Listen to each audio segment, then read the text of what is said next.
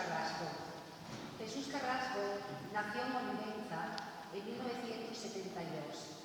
Con 4 años se trasladó a la ciudad de Toledo, a Torrijos, y pasó una infancia rural, como usted habrá podido comprobarlo en su magnífica obra Interperie.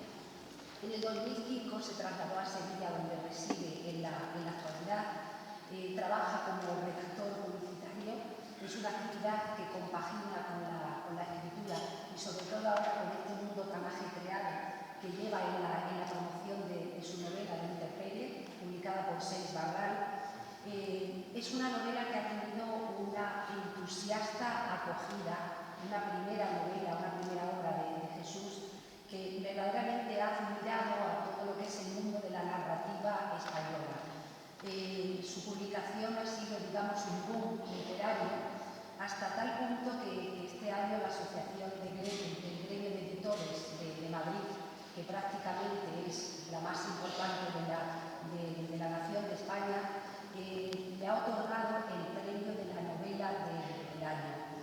Evidentemente es inevitable al leer su novela compararlo con ese primer Delibes, en concreto con la obra de las ratas, que prácticamente hemos leído todos hace mucho tiempo, cuando estudiábamos el tremendismo en lo que era la narrativa española. No solamente el tremendismo de Delibes en esa obra cancionera, sino que tiene unos puntos que nos acerca también un poco a la narrativa de Camilo José Cela. Pero sobre todo él más incide que ese retazo de tremendismo de su narrativa, la cual hay un germen de esperanza siempre palpitante, sobre todo lo debe a la entusiasta que es del realismo norteamericano de la novela. Es una tremenda historia de un niño en el que, con una narración a veces demasiado austera, parca en diálogos, con un dominio de la lengua llana, sencilla, en el que la descripción es con una realidad a veces tremenda, nos va introduciendo por un ámbito geográfico que podría ser Extremadura, sobre todo cuando habla de la peregrinaje, no podría ser, pero los que leemos la novela desde este punto de vista extremeño parece que nos imaginamos esos yermos páramos extremeños. No quiero evidentemente desgranar absolutamente más de la novela, porque creo que deben ustedes leerla, porque hace muchos años que en el panorama literario y narrativo español, en una obra que en realidad es pequeña, por decirlo de alguna manera, se condensa tanta riqueza de lenguaje, de paisaje, de vivencia psicológica. Jesús es un escritor enigmático en realidad, porque vas leyendo la novela y te va dando una mínima y breve pincelada de la historia y de los avatares que pasa ese niño, y te vas con ese misterio, te vas desarrollando la propia historia. No me extraña que haya sido elegido como la novela del año, porque dentro de todo el panorama de ediciones de este año creo que es la que más ha impactado verdaderamente en todos los lectores que la hemos leído. Dentro de esos paisajes áridos y yermos, hace un momento he dicho que se mantiene viva permanentemente una pequeña lucecita de la esperanza, con lo cual te dice que Jesús sigue creyendo en la persona, en que esa aridez siempre germinará la propia vida. Creo que ya debería dejarles con Jesús, porque nadie mejor como él para desgranar tanto su obra como su propia la trayectoria que va a continuar de ahora en adelante. Bueno, muchas gracias, Rosa. Lamento empezar contradiciéndote,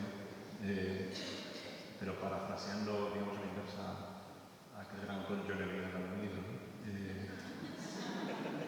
Por más que sea precisamente el nombramiento de ese libro el que la que está aquí hoy, como parte. Pero bueno, si aguantáis las 3 horas y 45 minutos que va a durar mi conferencia, podréis descubrir en calidad de que he venido hoy. Bueno, en primer lugar, muy buenas tardes, buenas noches, muchas gracias por asistir a esta clausura. Más concretamente, muchas gracias por asistir a estas jornadas que vosotros mejor que nadie sabéis que son importantes. Son importantes porque tienen en su título la palabra biblioteca, y eso es mucha palabra. Quiero dar muy particularmente, antes de continuar, bueno, antes de empezar, las gracias a Rosa Mercero, Casildo, por la amabilidad y por el buen trato y por la flexibilidad con la que me han traído, y también con el cariño que me ha permitido tener hoy un día en Cáceres magnífico y lleno de actividad. Muchas gracias. Bueno, debo decir que para mí es un placer y un privilegio estar aquí hoy. Es un placer porque soy extremeño y venir a Extremadura, venir a Cáceres siempre hace que respire algo que para mí es profundo y que básicamente se sustancia en la calidad de las personas. Siempre me siento bien acogido y bien tratado en Extremadura, en mi tierra. Esto es algo que no se puede decir o que de todas las tierras. Hay algo aquí, lo sabéis, que hace que el viajero, o en este caso el visitante, o yo, que soy de aquí, me sienta bien. Así que para mí es un placer. Y un privilegio, pues no voy a detallar ahora porque para mí es un privilegio estar aquí hoy, dirigiendo estas palabras. Si aguantáis esas 3 horas y 45 minutos, vosotros mismos, vosotras podéis sacar esas conclusiones. Bueno, como ha dicho Rosa, me llamo Jesús Carrasco, soy escritor y soy extremeño. Hace unos meses recibí una llamada invitándome a pronunciar esta conferencia de clausura. Y en un principio yo di por hecho que se me llamaba precisamente por esa doble condición, la de extremeño y la de escritor. Investigando un poco me di cuenta de que el año pasado, descubrí que el año pasado el que me precedía en este honor era Gustavo Martín Garza, es un amigo y fantástico escritor que no es extremeño, así que dije, bueno, extremeño es una categoría o es un atributo que puede ser prescindible para que yo explique hoy. Bien, quizás me han llamado porque soy escritor. Y entonces dije, bueno, bien, soy escritor, voy a dar una conferencia, pero necesito un tema. Necesito dirigirme y comunicar algo de interés a estas personas.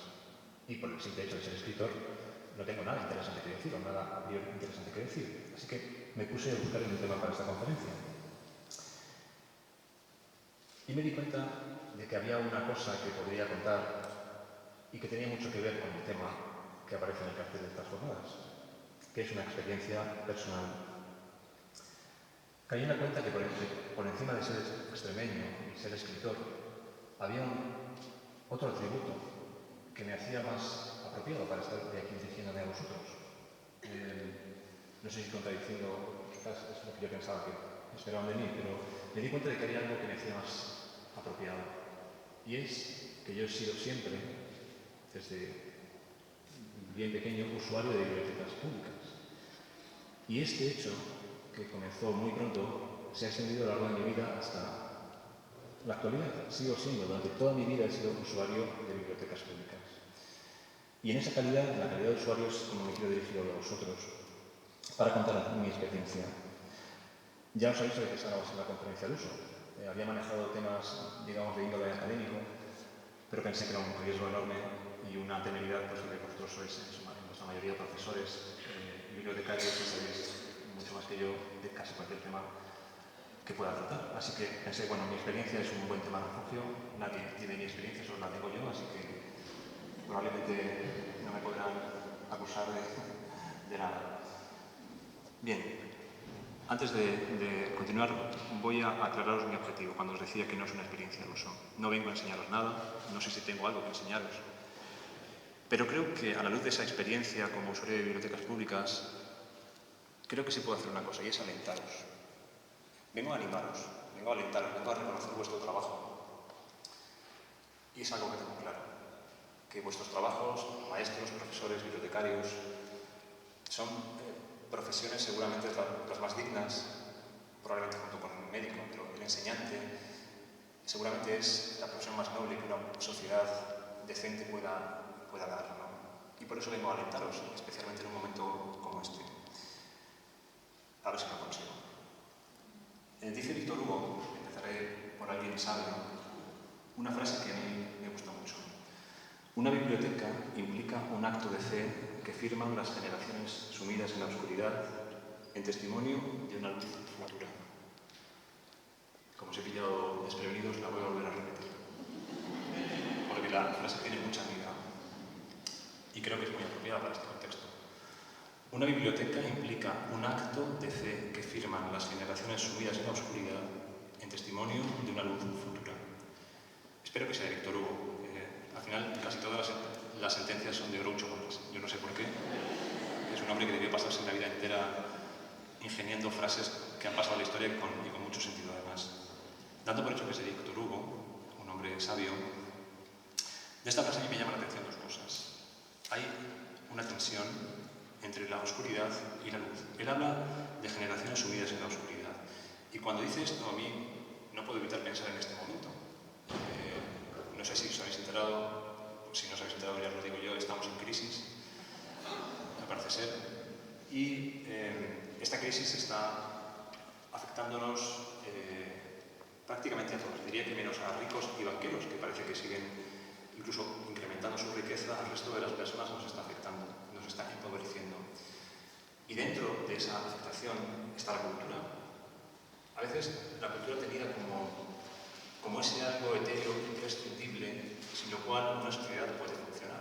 Es decir, podemos retirar fondos de la cultura porque a fin de cuentas no tiene la urgencia, por ejemplo, de un médico que ha de operarte de un ataque sorpresivo de apendicitis. Eso sí que es necesario, pero un libro no. Y es cierto que podemos vivir sin leer libros, pero no podemos vivir sin médicos. Pero claro, ¿qué vida es esa vida sin libros? Es una pregunta que lanzo, cada uno que la responda. ¿Qué clase de vida es una vida sin libros, sin cultura? Y luego en una segunda parte, por suerte, bueno, ciertamente Víctor Hugo dijo esta frase en un contexto histórico, ya os lo digo yo, lo aseguro, infinitamente peor que el nuestro. Cualquier tiempo pasado, al menos ese es mi pensamiento, fue peor. Y lo que ahora percibimos como una crisis de una profundidad y de una gravedad atroz, que para muchas personas lo está siendo, comparado con un tiempo pasado seguramente sea simplemente no tanto una oscuridad, sino una penumbra. Pero lo cierto es que está aquí. Lo cierto es que lo estamos pasando mal. Y lo cierto es que la cultura y el libro lo está pasando mal. Pero al mismo tiempo, aludiendo a la esperanza de la que Rosa hablaba al principio, Víctor Hugo nos habla de luz. Un testimonio de luz futura. Y en este momento, en ese punto, en lo que me gustaría que pensarais, quiero plantearos un ejercicio. Me gustaría que pensarais en el día de ayer, no en el día de hoy porque lleváis todo el día en estas jornadas y no habéis tenido la experiencia que os propongo. Me gustaría que pensarais en el día de ayer, cada uno en su centro educativo, en su biblioteca, que pensarais o que recordéis a cualquiera de vuestros usuarios o alumnos, el que más rabia o el que más cariño tengáis. Seguramente, si estáis en la biblioteca, habéis despejado para esa persona una mesa para que pueda estudiar, le habéis facilitado una novela, le habéis recomendado, o si estáis en un centro educativo, pues habéis trabajado un texto, habéis tenido el libro como interlocutor y habéis establecido ese diálogo con esa persona, aunque sea pequeño, aunque sea cotidiano, aunque sea incluso trivial, ¿no? Porque puede limitarse el préstamo de un libro. Bien, ya tenéis cada uno a vuestro alumno o usuario modelo en la cabeza. Y ahora me gustaría que pensarais en esa persona dentro de 30 años. Ha madurado, ojalá.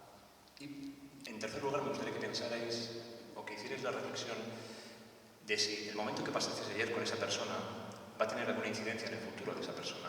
Es decir, ¿qué habrá de esa persona dentro de 30 años que haya surgido en el día de ayer o en días parecidos al día de ayer?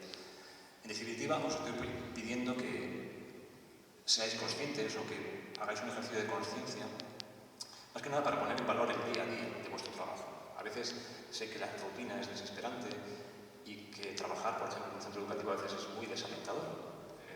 Se empeñan en no querer aprender, parece ser, se empeñan en no querer leer.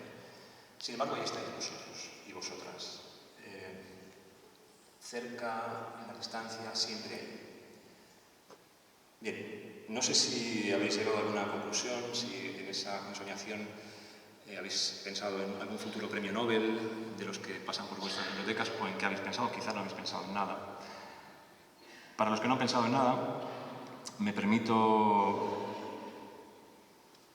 contaros mi historia. Mi historia en tanto que usuario de bibliotecas, de cómo una persona, un usuario de bibliotecas, consigue transformarse en otra cosa. Deseo que en una cosa mejor. Espero haber evolucionado desde que tenía 10 años. No lo sé, creo que sí. Y quiero hablar de esa evolución en tanto que usuario de bibliotecas. Es Es decir, me gustaría hacer ese ejercicio que os he pedido a vosotros con mi propia experiencia. No sé si es deseable, o no os pediría que hicierais esto en casa. Es decir, no pongáis a vuestro usuario en mi piel y pensáis que ser o llegar a ser lo que yo he sido o lo que soy en este momento o cualquier otra cosa tiene algún sentido. Cada uno tiene su propia experiencia y yo tengo mi trayectoria. Os la cuento porque es la mía y es la única que conozco.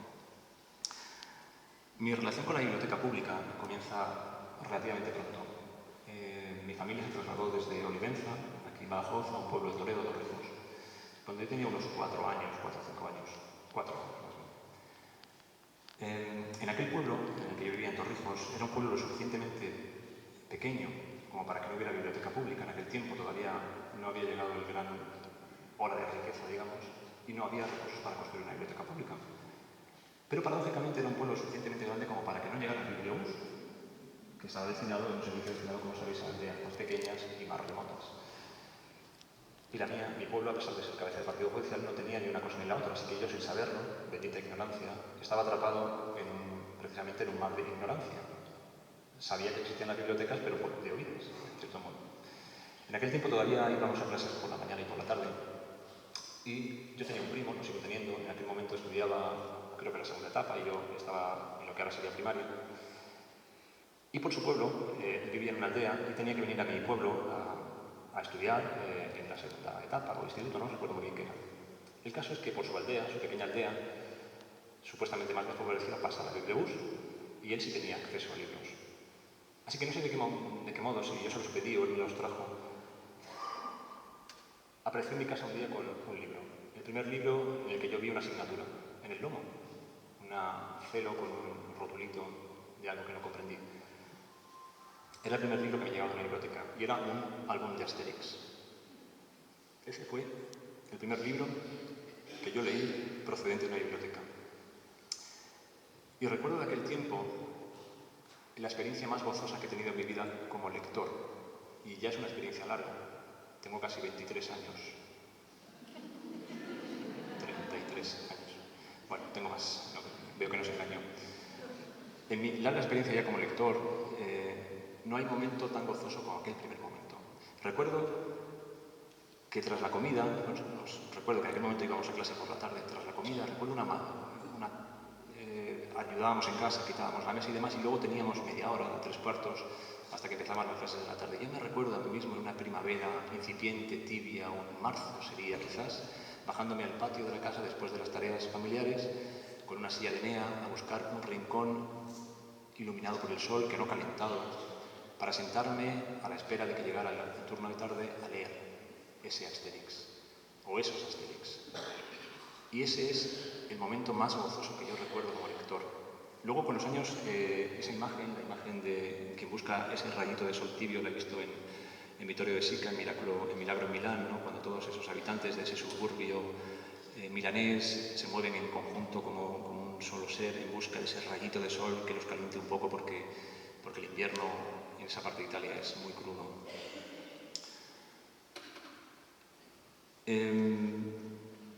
A partir de ese momento descubrí que existían más libros que los que mi padre guardaba en un armario y a los que yo no tenía acceso porque no eran de mi interés por mi edad. Pero descubrí la biblioteca escolar, que fue mi segundo paso. La biblioteca escolar, digamos que fue un paso superior. La biblioteca escolar de mi colegio cabía en un armario, literalmente. Era un gran armario, debía ser un ropero en tiempos, y un buen maestro, al que siempre recordaré, se encargaba de la llave y de prestar libros. Y ahí tuve mi primer contacto con un bibliotecario maestro, compañero de mi padre, que también era maestro. Y ahí recuerdo que sucedió algo que no había pasado con el bibliobús, donde los libros se prestaban en diferido, como se dice ahora. Es decir, mi primo los traía, yo no sabía ni de dónde venían, pero venían y llegaban hasta casa, que también era un buen servicio, ¿no?, a domicilio. Yo ahí descubrí que existían los bibliotecarios y que existía la prescripción.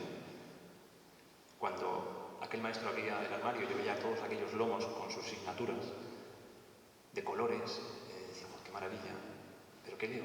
Y entonces aquel maestro empezó a prescribir, a recomendarme libros. Y aparecieron Charlie y la fábrica de chocolate, de Roald Dahl, Las aventuras de la mano negra, de Hans Jules Press, El pequeño Nicolás, de nuevo de Goscinny y Semper. Y aparecieron una serie de primeros textos que me hicieron ver que había algo en aquel armario, no que iba a cambiar mi vida, en aquel momento no lo sabía, pero que era importante. Tampoco sabía que aquello me acompañaría para siempre, pero fue una visión que siempre recordaré. Aquel armario cargado de libros, al que yo acudía como el niño al portal, o como los pastores al portal en busca de iluminación, o más bien de disfrute, simplemente de gozo.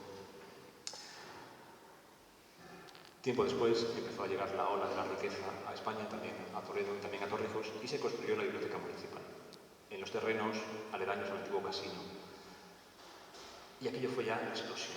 Entrar en aquella sala ya no ver un armario, sino estanterías y estanterías de libros nuevos en su mayoría, pero también usados, porque aquella biblioteca se nutría de otras bibliotecas de la zona o de la capital. Y allí ya sí que descubrí algo alucinante. Ya ni siquiera necesitaba un prescriptor, aunque siempre me han venido bien los prescriptores. Ahí ya podía recorrer los pasillos y buscar libros. Y descubrí, con gozo también de ese momento de mi vida proceden recuerdos gozosos de lectura, recuerdos libres, donde aún todavía no estaba contaminado por la cultura y leía cualquier cosa. Recuerdo leer a Stephen King, a Indiana Jones, de repente libros adaptados de la película, cosas rarísimas, más cómics, Blake y Mortimer, Ken Follett, Stevenson, Susskind o Kipling. En fin, el mundo se iba abriendo para mí, como podéis ver. De ahí emigré o me fui fuera a estudiar a un inciso. Esta es una historia muy personal que no salga de aquí, si no os... Bueno, espero que al final podáis comprender que algún sentido tiene que tener que alguien como yo cuente una historia personal. De ahí me fui a estudiar a Madrid, a la universidad, y empecé a, por supuesto, seguir visitando bibliotecas. Las bibliotecas universitarias por motivos académicos, pero eran mucho más aburridas que las bibliotecas generales, las públicas. Así que yo me iba a mi barrio, visitaba, y como era no un ratón de biblioteca, pero que luego un amante de la biblioteca, ahí ya no lo tenía claro, yo me iba a la Biblioteca Central, en Iglesia, en Madrid, y volvió a crecer la sensación. Ya no era una planta como en Torrijos, eran 7 plantas de libros. Y ahí descubrí a Celaya, leía todo lo habido por haber, a Luis Antonio de Villena, a Fernando Sánchez de Aragó, a quien fuera, lo leía todo. Y me perdía en aquel paraíso, en aquel bosque de libros y asignaturas de colores. Y sin darme cuenta empezaba a hacerme escritor. En aquel tiempo también empecé a conocerse, el contacto con la capital y con gente de venida de muchos sitios y de un gran recorrido. Empezaron a recomendarme libros amigos y empecé a descubrir tradiciones. Y recuerdo el descubrimiento en aquella biblioteca de un autor, luego lo he sabido, que marcaría mi vida para siempre, que fue Raymond Carver, el cuentista norteamericano.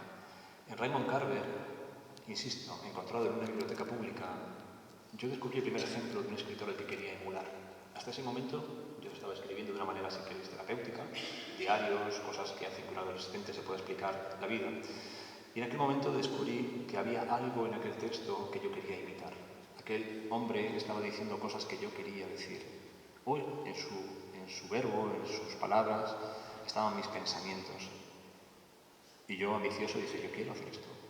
Y empecé a imitar a Carver, a escribir mis cuentos urbanos, sucios, oscuros, deprimentes. Y sin saberlo, en aquella emulación empezaba una vocación, que es la vocación de escritor.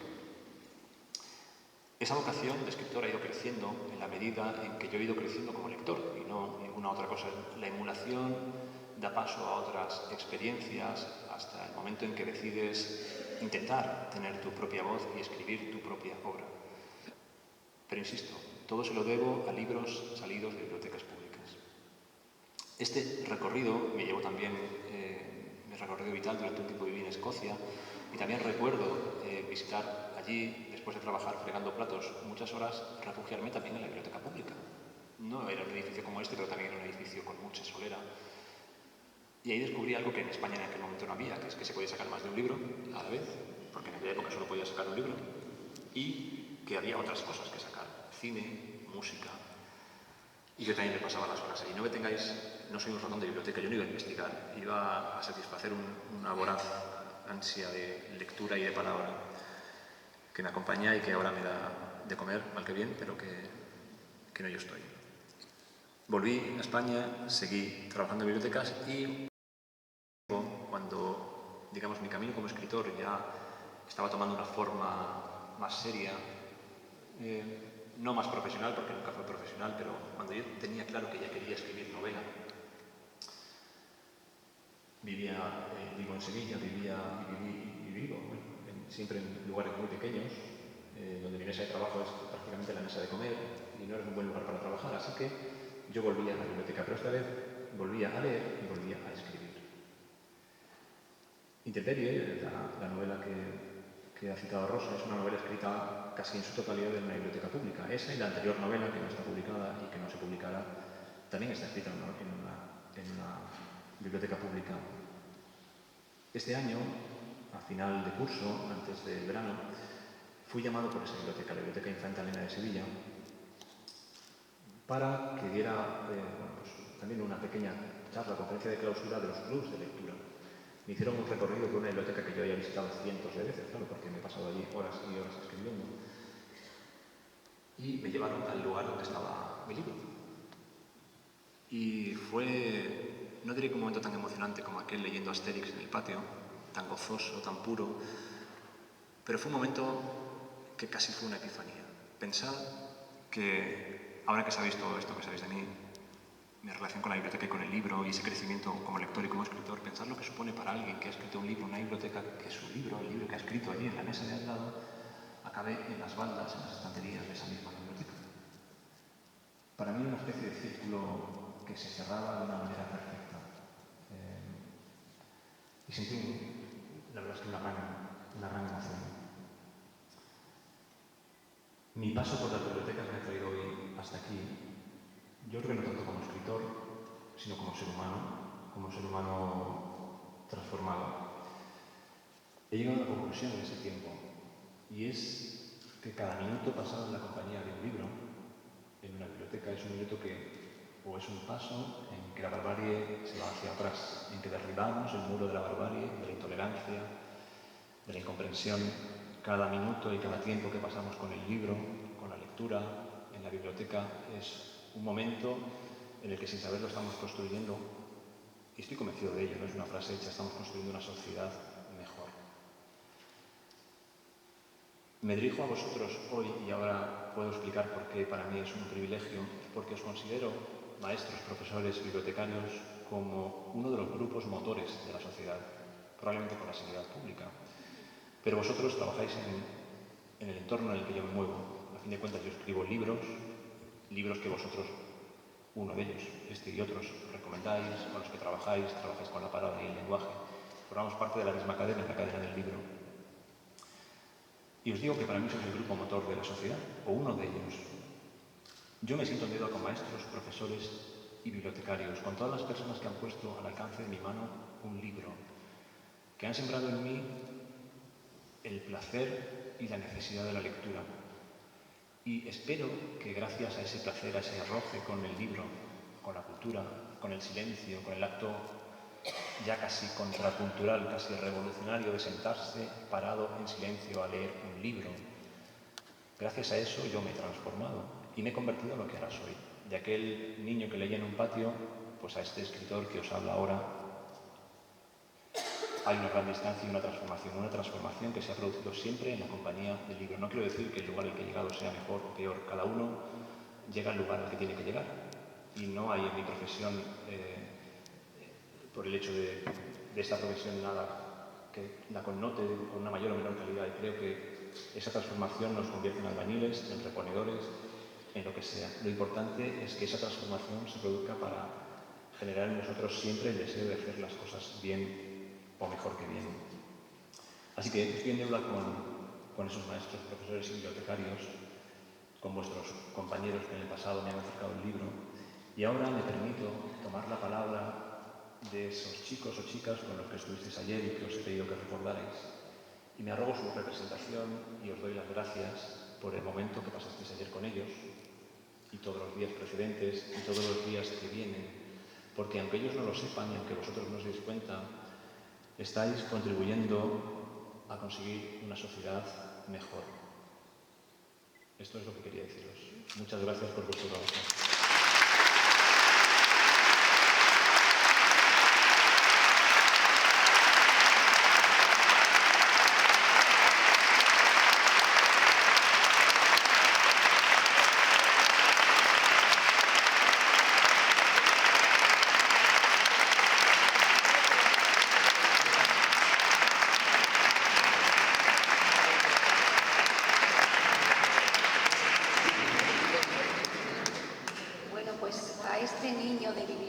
rural, podéis preguntarle lo que deseéis.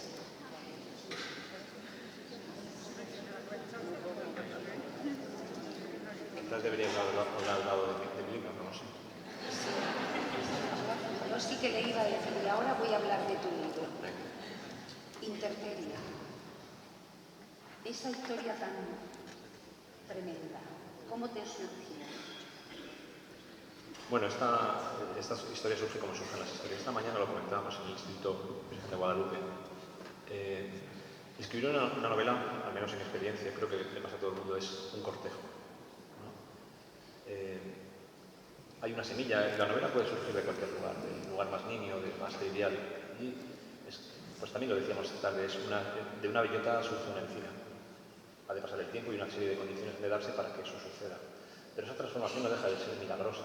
Una novela, estas 200 páginas o miles de páginas que se pueden escribir, al final surgen de una palabra, de una frase, de una visión, de cualquier cosa. En mi caso, surge de una anotación que yo tenía en mi cuaderno, que podría haberse convertido, una de las decenas de anotaciones que uno lleva en un cuaderno de notas, podría haberse convertido en un cuento, podría haberse malogrado y haberse secado y no convertirse en nada. Esa nota decía, ¿qué le debe suceder a un niño que decide escapar de casa para que opte por no volver? De alguna manera pensé que palpitaba algo importante, o al menos algo importante para mí en esa idea. Y durante meses, años, trabajé en ella, a veces desesperadamente, a veces sin ninguna fe y a veces con fe, hasta que esa frase o ese cortejo que duró años dio lugar a una escena de baile más o menos armoniosa, ojalá que sí, que es este libro. Es decir, trabajo y amor por la palabra. Y fe en que allí palpitaba algo, que no era una semilla seca o malograda que daría su fruto. Dio fruto, bueno, o eso me ha parecido a mí. Sí, además es una narrativa en la que apenas hay diálogo y tampoco, como decía antes, la descripción es demasiado minuciosa, pero tiene una magia especial porque con esas leves pinceladas y esas imágenes tan precisas y tan breves te formas un mundo tremendo.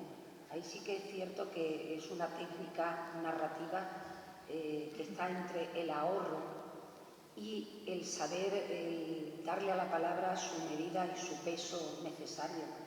Ahí sí que te felicito porque creo que has conseguido, bueno, yo para mí verdaderamente creo, y lo repito, que es una de las mejores novelas que he leído en los últimos años. Y no te lo digo por darte, sinceramente, pero es que es cierto, aquí hay mucha gente que te lo puede decir. Apenas necesita diálogo y apenas necesita palabras. Es una descripción somera, pero que te introduce perfectamente en ese paisaje tan tremendo y en esa psicología bárbara que rodea al niño. Y si es la psicología propia del niño, es aterradora. ¿El cheque lo vas a querer? El cheque luego te lo doy. Bueno, yo interpreto la literatura, quizás suene, no es un invento mío, como un pacto que se establece con el lector. Y yo creo que para que ese pacto se produzca y para que haya un trasiego, es decir, para que el lector venga al texto, hay que dejarle al lector espacio para que venga al texto. Es decir, es una técnica bien antigua, no la he inventado yo la he practicado en este libro, pero con pura conciencia, ¿no? Dejar esos espacios en blanco para que el lector pueda llenar esos espacios de su propia experiencia. No me gustan las novelas, no me gusta la narrativa excesivamente explícita, que te dice todo lo que pasa al personaje y a los que le rodean, al entorno, lo que sienten, lo que piensan, y además cuentas con la trampa de un narrador omnisciente que sabe lo que piensan todos y todo te lo dicen, ¿no? Creo que dejamos ahí, en ese tipo de narrativa, dejamos poco espacio para que el lector se involucre. En una narrativa bien dosificada y con unos espacios en blanco bien planteados, yo creo que lo que permitimos es algo muy bonito y mágico en la literatura, que es que en el lugar en el que yo dejo un espacio que dice miedo, aquí va el miedo, como en los programas de televisión que dicen risas. Y la gente ríe, pues yo digo miedo. Pero no digo qué miedo, Y entonces en ese espacio en el que dice miedo, cada uno tiene la oportunidad de colocar su propio miedo, que decía Hitchcock que es el peor de los miedos. Decía Hitchcock que él podía, digamos, era, como sabéis, un director nada explícito, nunca aparece la sangre o la cuchilla directamente o el cuchillo entrando en el pecho del asesinado, como recordaréis en Psicosis, ¿no? Decía que no hay mayor miedo ni mayor atrocidad que la que cada uno siente en su propia cabeza y en su propia experiencia. Saber aprovechar esa energía, es decir, toda la experiencia que tiene el lector, toda su sensibilidad, yo creo que es lo mejor, ¿no? Porque estás dando pie a que cada uno interprete y ponga su vida, y también para que el libro entre y permee y se convierta en un libro propio y se recuerde y se lo lleve uno, casi como un libro propio, que es el anhelo de todo escritor, que el lector se apropie del libro. Creo que es lo mejor que te puede pasar. Y que se venda mucho también, claro, porque vamos a decir. Eso también está muy bien. Por favor, alguien que ya está perfecto. Muy bien. Allí tenemos un valiente, Jesús.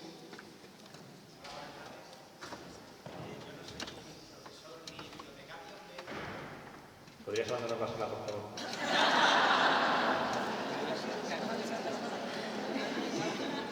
¿Se oye bien? Sí. Pues nada, decía que no soy ni profesor ni bibliotecario, pero bueno, soy lector y también usuario de bibliotecas públicas. Si me lo permites, mi pregunta va dirigida en tu calidad como escritor, aunque aquí está, según has dicho, bueno, como usuario de bibliotecas, ¿no? Te quería hacer dos preguntas. La primera es ¿cuánto tiempo te llevó escribir esta novela? Y la segunda, si te costó mucho encontrar una editorial que te la publicara.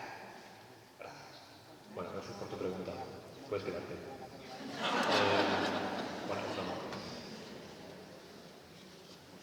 Me costó mucho más encontrar el libro que encontrar el editor. Esta novela es casi, diría yo, un ejercicio de escritura. Me la planteé en un momento hace unos 7, 8 años en el que yo venía a escribir mucho relato corto, un par de novelas infantiles y bastante producción infantil, siempre en secreto, nunca públicamente.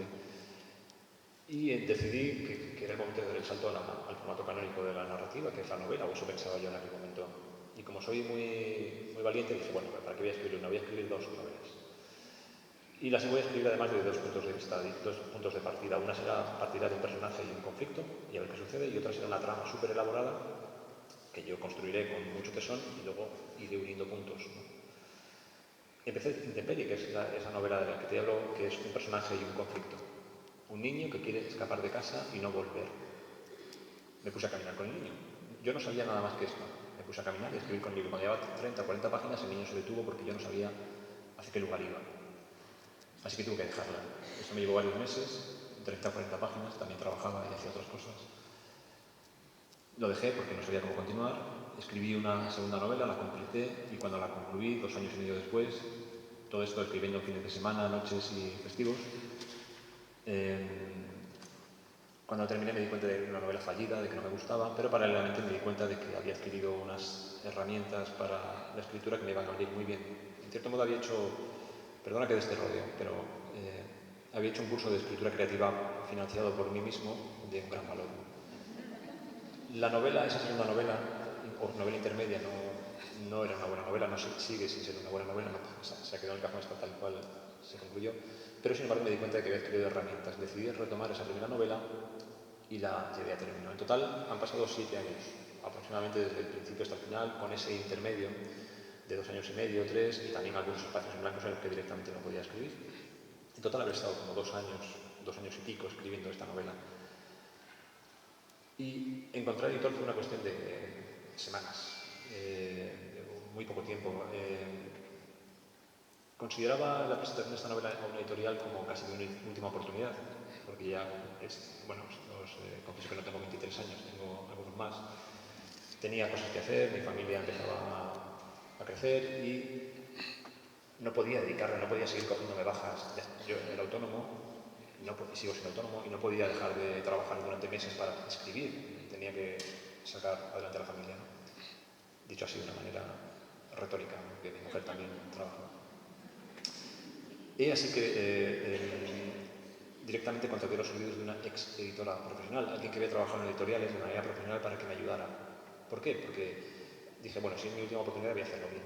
Voy a preparar un manuscrito súper pulido, lo más pulido que pueda, voy a editarlo, voy a corregirlo para que al menos si me dicen que no me saquen los colores, es que esto no se dice con H o ese tipo de cosas. No se escribe con H. Entonces, con esta persona trabajamos juntos, pulimos el manuscrito, editamos un poquito, hicimos algunos cambios y tal, y luego básicamente establecimos un plan de marketing. Ahí aprovechamos mi experiencia como publicitario y hicimos una presentación pensando en el público al que iba dirigida, que eran editores. Que fuera muy breve, muy rápido de leer, porque suponíamos y sabemos que un editor es alguien que lee muchas cosas y que no tiene mucho tiempo para leerse tochos, hay que ponérselo fácil, como a cualquier consumidor. Hicimos ese pequeño plan, sugerimos que si alguien estaba interesado en eso que sugeríamos, pidiera la novela. Eso lo mandamos a 6 editoriales. 3 editoriales manifestaron su interés por la novela, 2 pidieron el manuscrito y 1 la contrató, que es Ses Barra. Y ese proceso duró poco más de 2 meses. Ahí me considero un absoluto afortunado porque yo me disponía o me pertrechaba para una travesía en el desierto infinitamente más larga. No sé si he contestado a tu pregunta. Tiendo a enrollarme y entonces a veces pierdo el hilo. ¿Alguien más? Yo quería preguntarte si bueno, como usuario de bibliotecas, has terminado tu novela, ya tienes tu libro, ¿no se escucha? Vale, sí. Ya tienes tu libro en esa estantería de esa biblioteca. ¿Sigues yendo a la biblioteca? Pues no. A esa biblioteca en concreto no. No me refiero a esa, sino Pero, quiero decir, ¿sigues siendo usuario, sí, soy usuario. o ya has cerrado el círculo y ya no...? Voy ahora fundamentalmente con mi hija. Siempre voy con mi hija y pues, a buscar cosas porque me gusta exponerla a ese ambiente. Me gusta pasar allí las tardes con ella, pues en la biblioteca, estableciendo contacto. Antes me preguntaba una compañera periodista qué considero yo que es una buena forma de fomentar la lectura. Me preguntaba, en primer lugar, si eran importantes las bibliotecas públicas y digo rotundamente que sí, que son radicalmente importantes, son fundamentales. Ya no tanto como antes, porque, como le comentaba a la compañera, antiguamente no había recursos en las familias para comprar libros, tampoco había esa cercanía al libro, y la biblioteca era necesaria como proveedora del material, del objeto en sí. Ahora creo que la biblioteca es necesaria como templo, como lugar de recogimiento, como lugar propicio para, un lugar en el que se dan las condiciones para una actividad tan delicada como es la lectura, tan compleja, tan rica, tan profunda si se quiere y tan divertida en algunos casos.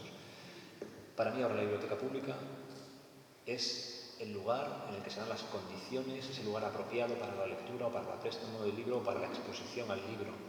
Es decir, para que las personas tengamos contacto con el libro. Y por eso creo que es importante que los niños vayan. Mi receta para fomentar la lectura, que os voy a contar, que no sepáis vosotros, pero mi experiencia como padre es que lo primero que hay que hacer es poner los libros al alcance de los niños. Es decir, simplemente que se pongan en contacto con el formato, pastas, hojas, esta cosa tan antigua ya, ¿no? Para empezar, que se familiaricen con eso. Y luego, yo creo que también leerles en un segundo estadio, no leerles en alto, que es una cosa también muy hermosa y muy antigua, ¿no? Una tradición moral, leer la historia escrita en el papel, interpretarla para el niño y que el niño la escuche, o la niña, y la escuche de la voz de su padre o de su madre, de quien sea, cada día, ¿no? Eso es una cosa que a mí me parece muy bien, porque todavía no saben leer, pero ya estamos leyendo historias. Y en tercer lugar es acercarles historias que sean significativas para ellos, que les interesen. Yo creo que los primeros, insisto, no estoy aquí para decirles lo que tienen que hacer, sabéis mejor que nadie cómo se hace eso. Pero mi experiencia como lector dice que los primeros, salvo con la cerveza, que al principio no gusta, pero que luego nos gusta a todos, con los libros yo creo que las primeras experiencias han de ser gozosas, ¿no? Que no abrumar a un niño o no obligarle a leer o enfrentarse a un libro que no es significativo para él. Yo creo que las primeras experiencias han de ser placenteras y luego ya vendrá lo demás. Porque una vez sembrado eso, también lo decía antes, para mí leer o el gusto por la lectura es como montar en bicicleta, ya una vez que está y que aprendes ya no se va.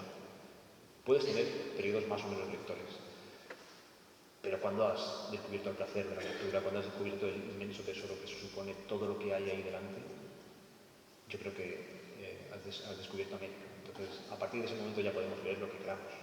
por raro, abstruso, complicado o incluso aburrido que pueda ser en algún momento. Pero llega un cierto momento en que leer un libro aburrido no te desalienta. Bueno, pues ya sé más o menos lo que quiero leer, pero desde luego seguiré leyendo. Eso al principio creo que no, igual no pasa. Así que sigo yendo, pero no a escribir, aunque me lo estoy planteando de nuevo. Eso te iba a decir, creo que debes planteártelo. Creo que es un buen método y creo que el resultado te ha funcionado muy bien. Sí, y a lo mejor compartirlo con tu hija te puede dar otro producto que claro. nosotros podamos aprovechar en las bibliotecas. Bueno, ojalá. Yo también estoy deseando acabar el próximo libro.